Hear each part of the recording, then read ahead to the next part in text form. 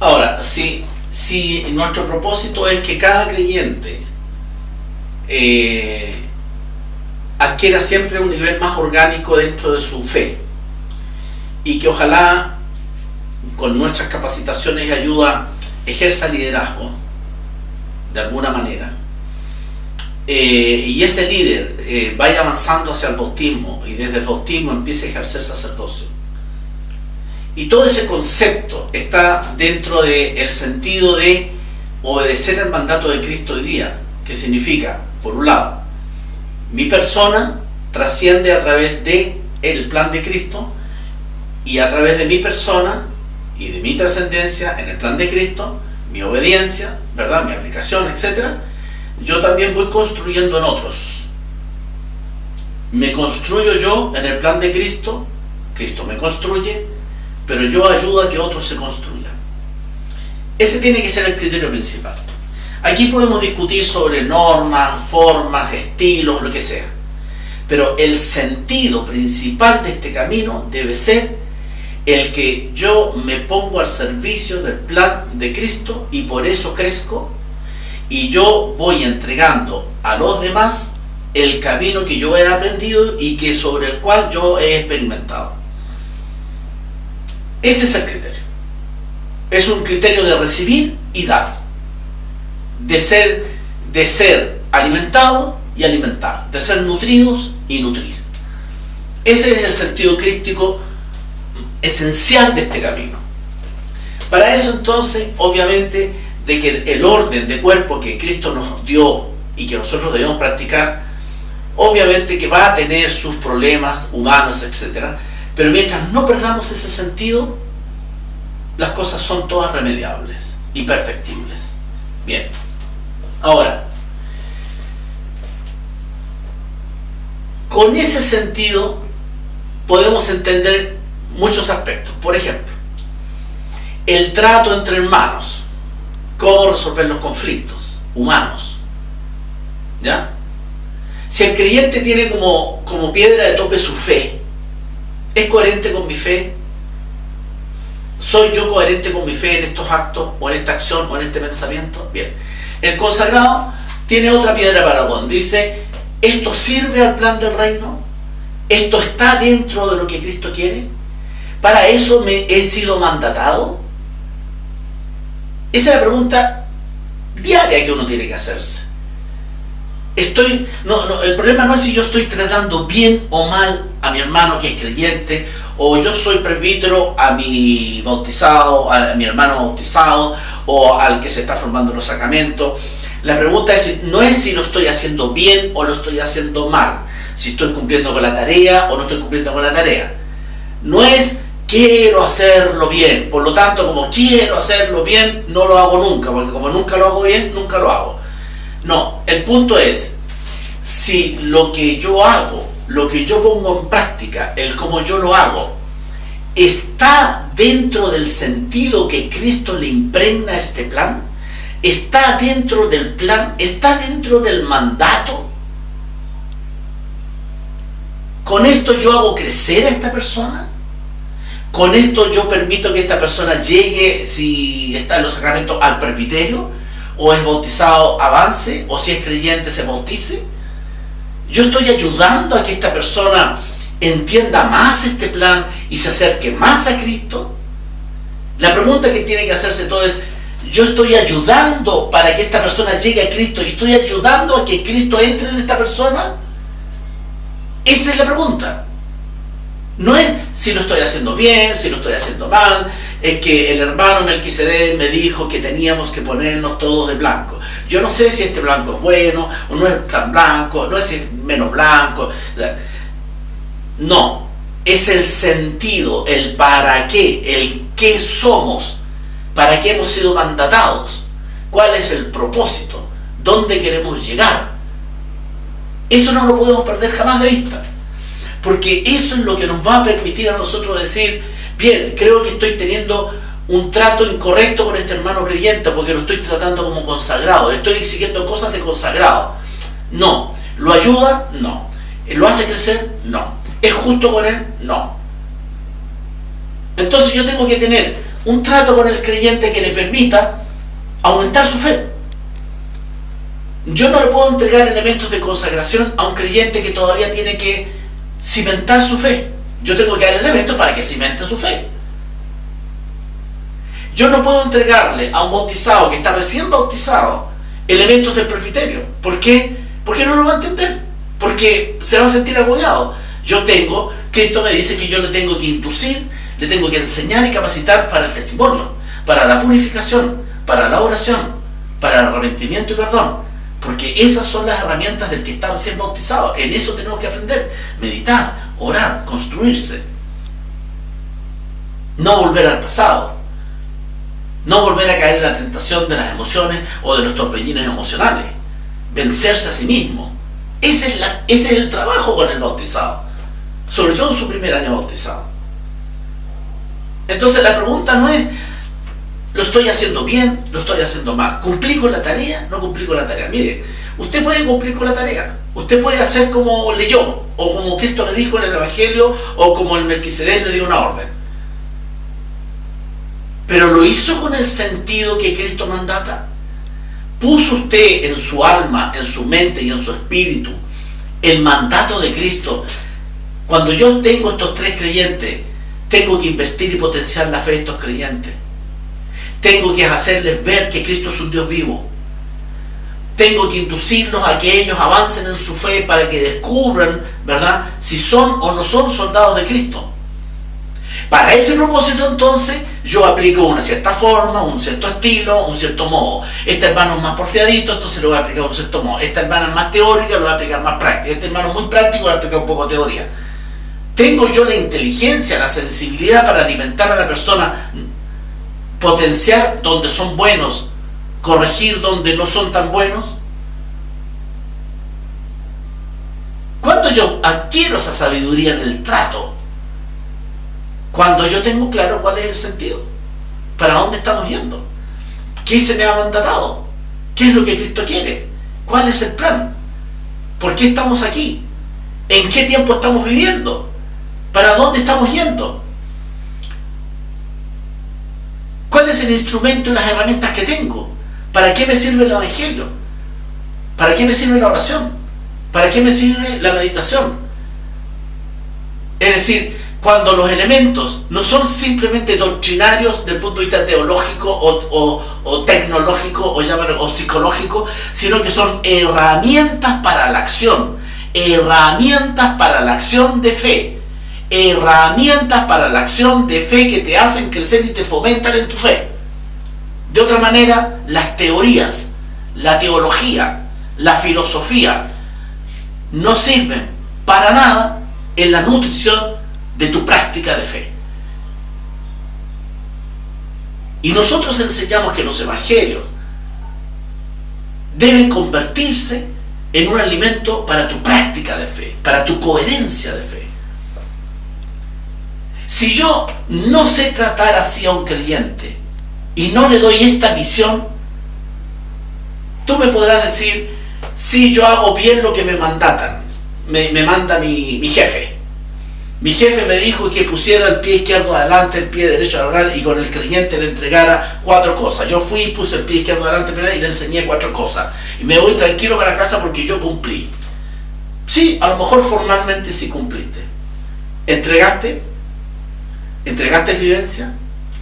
¿Te ocupaste de quién estaba entendiendo, quién no estaba entendiendo, cómo entregarle mejor a aquel y cómo entregarle mejor a aquel? ¿Entendiste que estabas con un nivel de creyente de cierto tipo? ¿Comprendiste que uno de ellos podría ser líder? ¿Hiciste un discernimiento espiritual? ¿Tú le pediste al Espíritu Santo antes de salir que te mostrara la verdad de cada uno para que tú supieras sabiamente guiarles? ¿Usaste tus poderes? ¿O cumpliste con la tarea? Porque aquí hay muchos que cumplen la tarea, pero ¿cuántos están en el sentido del poder espiritual que Cristo les entrega? Pocos. Por lo tanto, podemos hacer verdaderos listados de comportamiento y de cómo hacer las cosas, pero mientras no tengamos claro el sentido, la base, el qué, el cómo, para dónde y por qué, es inútil. Porque al final yo te podría decir, mira, yo te puedo dar 4 indicaciones, pero tú puedes agregarle otras 4 y tomar 2 de las mías e inventar otras 6. Pero mientras estés en el sentido, en el mandato, en el propósito, en el objetivo, vamos a ponernos de acuerdo y vamos a estar de acuerdo. Dicho eso, hay una figura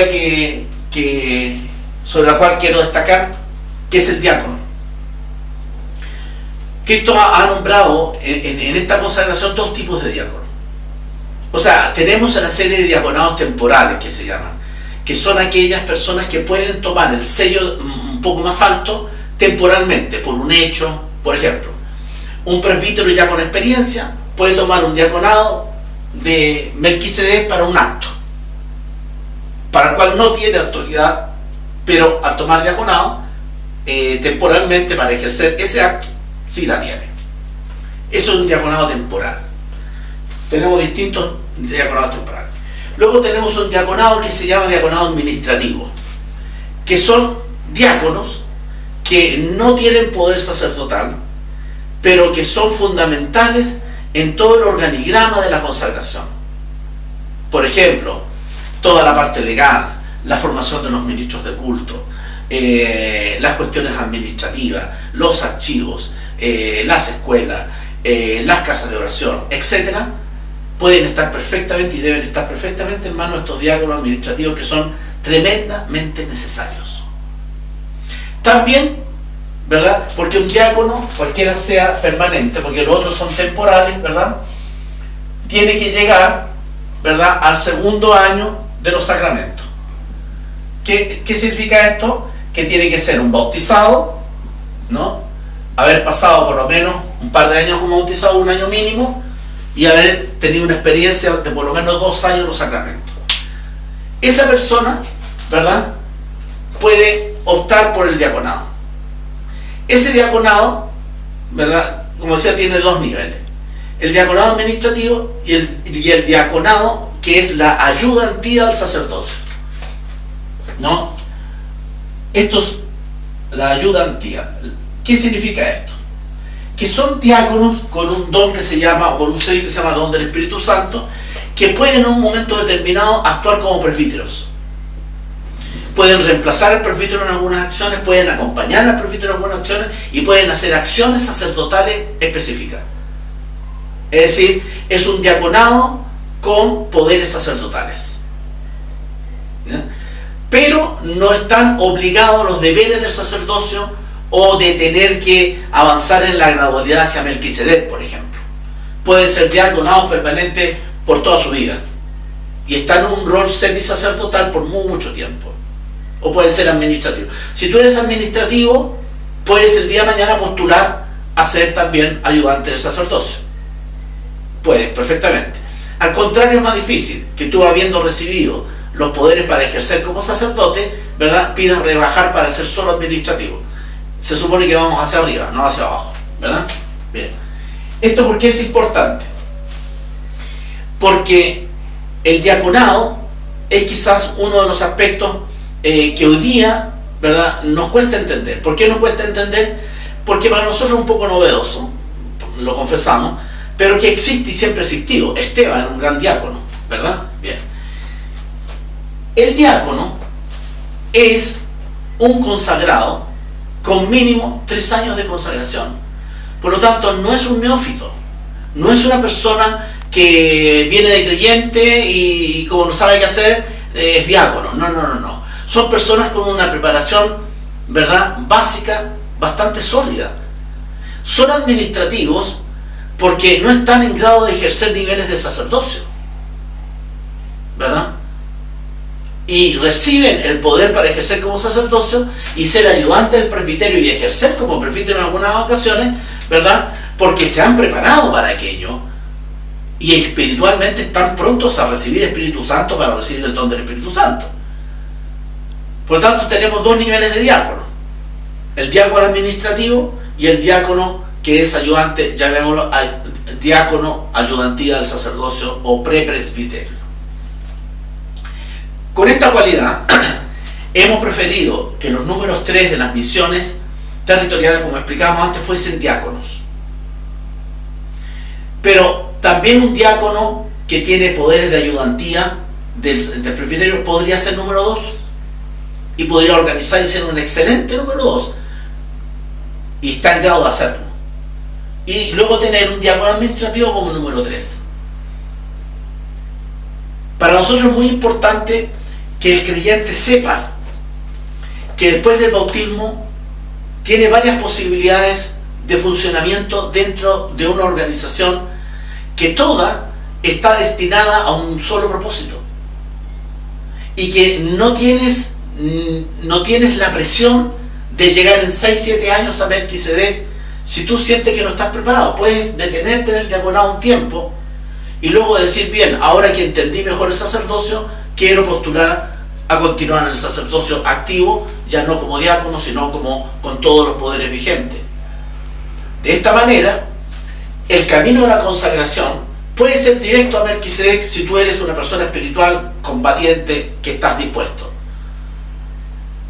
Puede tener sus momentos, ¿verdad?, de gradualidad menor en la medida que tú tengas tus pasos de vida más lentos, pero estás dentro y tienes deberes y debes cumplirlo.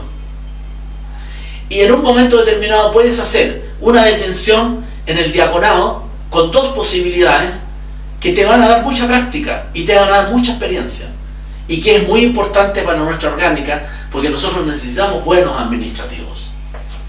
Y en la medida que nosotros crezcamos y tengamos, no solamente acá en Chile, sino como ya tenemos en Bolivia, como ya estamos proyectando en Perú, como ya queremos ir a Córdoba, es decir, el día de mañana los diáconos administrativos van a ser fundamentales.